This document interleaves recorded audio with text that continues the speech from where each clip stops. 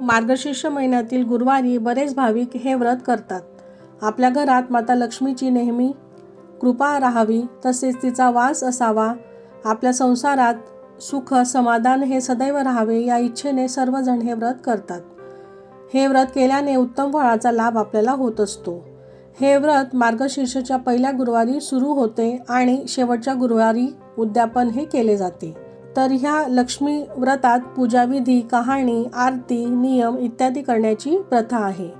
त्यावर श्रद्धा ठेवून मनोभावे हे व्रत केल्याने माता लक्ष्मीची कृपा आपल्यावर होते व आपले मनोरथ हे पूर्ण होते. थोडक्यात काय तर श्री महालक्ष्मीचे व्रत जो मनोभावे करेल त्यावर मातेची कृपा ही अखंड राहते व त्या व्यक्तीच्या आयुष्याचे हे सार्थक होत असते. पण श्रीमंती आल्यावर माणसाने उतू नये, मातू नये. नित्य नेमाने देवीचे चिंतन मनन हे करावे, म्हणजे मातेची अखंड कृपा आपल्यावर राहील व आपल्या मनोकामना या पूर्ण होतील. तर या आधीच्या व्हिडिओमध्ये श्री महालक्ष्मी व्रत कसे करावे, त्याची संपूर्ण पूजाविधी, तसेच लागणारे साहित्य, तसेच आपण या दिवशी कोणकोणत्या सेवा करायच्या आहेत याचा संपूर्ण व्हिडिओ डिटेल्ड आपल्या चॅनलवर अपलोड केलेला आहे.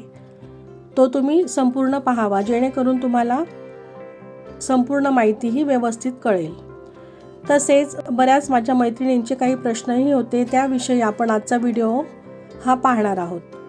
तर यावर्षी मार्गशीर्षचा पहिला गुरुवार हा 14 डिसेंबर 2023 रोजी आहे.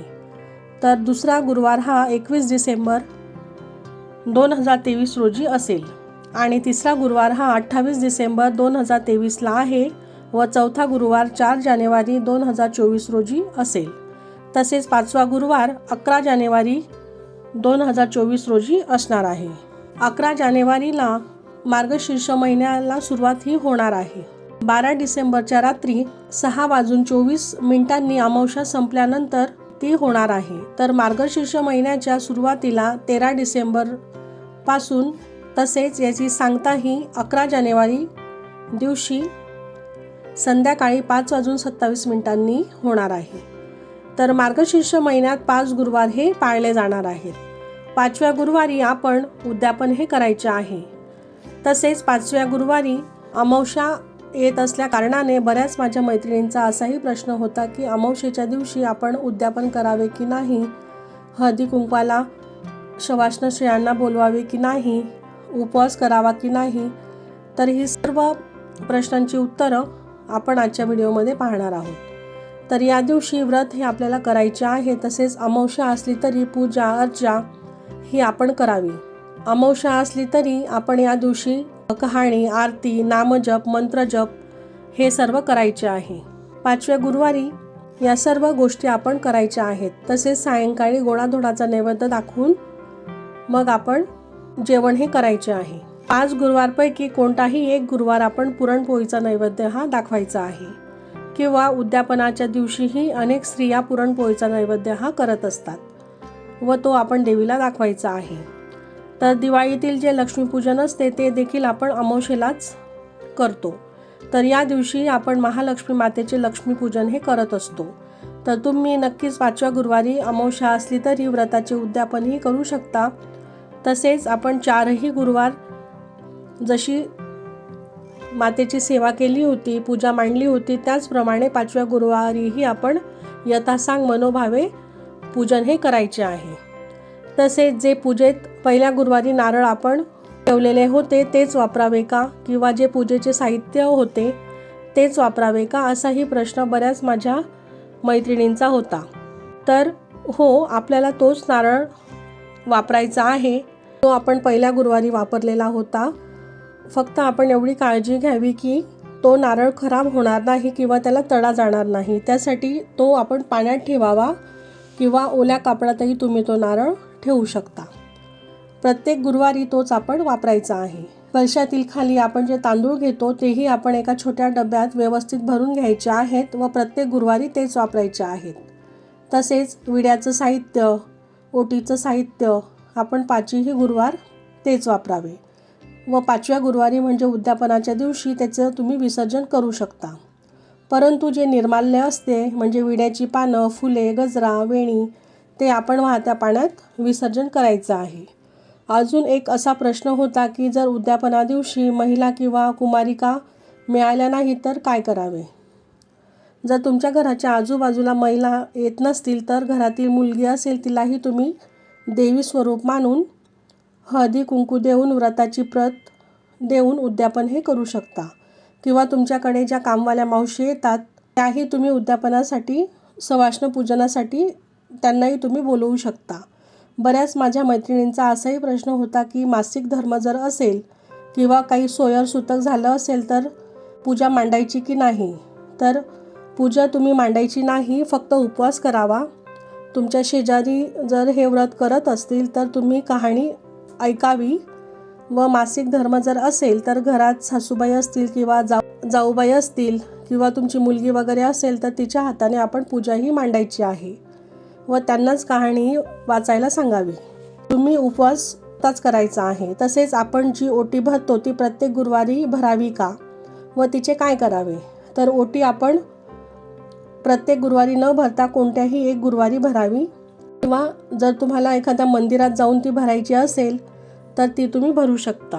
प्रत्येक गुरुवारी ओटी भरली नाही तरी चालेल, एखाद्या गुरुवारीच ती आपण भरावी. आणि जर ओटी तुम्ही घरी भरली असेल तर ते ओटीचं साहित्य तुम्ही स्वतःही वापरू शकता किंवा एखाद्या सवाष्ण स्त्रीलाही ते तुम्ही देऊ शकता. आणि जर मंदिरात ओटी भरली असेल तर ते साहित्य आपण मंदिरातच ठेवायचं आहे. त्याच माझ्या मैत्रिणींचा असाही प्रश्न होता की देवघरातील जो मंगल कलश आहे तोच आपण गुरुवारच्या पूजेसाठी सजवायचा का. तर नाही, तुम्ही मंगल कलश हा आहे तसाच ठेवायचा आहे.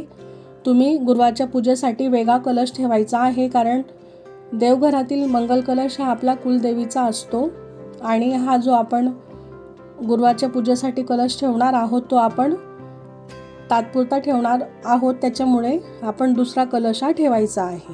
त्याचप्रमाणे बऱ्याच मैत्रिणींचा असाही प्रश्न होता की जर प्रेग्नन्सी असेल किंवा बाळ लहान असेल तर उपवास कसा करावा. तर या दिवसात तुम्ही तुमच्या तब्येतीची काळजी घेणं जास्त महत्त्वाचं आहे आणि डिलेवरीनंतरही तब्येत ही व्यवस्थित सांभाळलीच पाहिजे. त्याचबरोबर तुमच्या बाळालाही या काळात तुमची जास्त आवश्यकता असते. त्यासाठी तुमचं आरोग्य चांगल्या स्थितीत राहणं हेही तितकंच गरजेचं आहे. त्याच्यामुळे आहारही तुम्ही वेळेवर व योग्य घेतलाच पाहिजे. त्यासाठी तुम्ही उपवास न करता कथा वाचू शकता, पूजाविधी आरतीही करू शकता, परंतु दिवसभर उपाशी राहू नका. तसेच बऱ्याच माझ्या मैत्रिणींचा असाही प्रश्न होता की आम्ही बाहेरगावी जाणार आहोत तर पूजा कशी करावी. तर तुम्ही जिथे जाणार आहात तिथेही ही पूजा तुम्ही मांडू शकता. असं काही नाही की आपल्या घरीच म्हणजे आपण 4ही गुरुवार जिथं पूजा मांडलेली आहे तिथंच मांडावी असं. तुम्ही ज्या ठिकाणी जाणार असाल तिथेही तुम्ही पूजा मांडू शकता. तिथे कथा वाचावी, तसेच उपवासही आपल्याला करायचा आहे. आणि या उपवासाला खंड हा आपल्याला पाडायचाच नसतो. या व्रतात आकस्मित काही अडचण आली तरच तुम्ही कुटुंबातील दुसऱ्या कोणाकडूनही ही पूजा करून घ्यायची आहे. फक्त उपवास तुम्ही करावा. तर गुरुवारच्या व्रतामध्ये काय खावे असाही प्रश्न होता. तर या व्रताच्या दिवशी केळी, दूध, इतर फळेही तुम्ही खाऊ शकता. आणि रात्री पूजा, आरती व कथा वाचून देवीला नैवेद्य दाखवून आपण भोजन करावे. हे व्रत महिला, कुमारिका, सवाष्ण स्त्री हे सर्व करू शकतात. तर हे व्रत करणाऱ्यांनी बुधवारी सूर्यास्तापासून कांदा लसूण खाणे टाळावे. ते शुक्रवारपर्यंत आपण टाळायचे आहे. मांसाहार महिनाभर टाळावा. पूजा करताना, कहाणी वाचताना मन शांत, एकाग्र व आनंदी असावे. 4ही गुरुवारी विधिवत पूजा करावी, तसेच नैवेद्य दाखवावा. गाईलाही आपण नैवेद्य हा दाखवायचा आहे. व 5व्या गुरुवारी उद्यापन करावे, तसेच माता तुळशीचीही पूजा करावी. तसेच सुवासिनींना हळदी कुंकू लावावे, त्यांचा आदर सन्मान करावा, स्वागत करावे. त्यांना देवी स्वरूप मानून गजरा, फळ व एक महालक्ष्मी व्रताची प्रत द्यावी व एखादी भेटवस्तूही तुम्ही देऊ शकता. तसेच त्यांची ओटी आपण भरू शकतो. त्यांचा भावपूर्ण नमस्कार करावा. त्यांना उपवास असल्याने फलाहार किंवा मसाला दूध वगैरे आपण त्यांना द्यायचे आहे. या दिवशी कन्यापूजनही आपण करू शकतो. शक्य असल्यास या दिवशी ब्राह्मणाला शिदा, दक्षिणा, वस्त्रही द्यावे. दुसऱ्या दिवशी लवकर उठून उत्तरपूजा आपण करायची आहे. म्हणजे सर्व साहित्य जसं फुलं, पानं, वेणी हे आपल्याला निर्माल्यामध्ये टाकायचे आहे.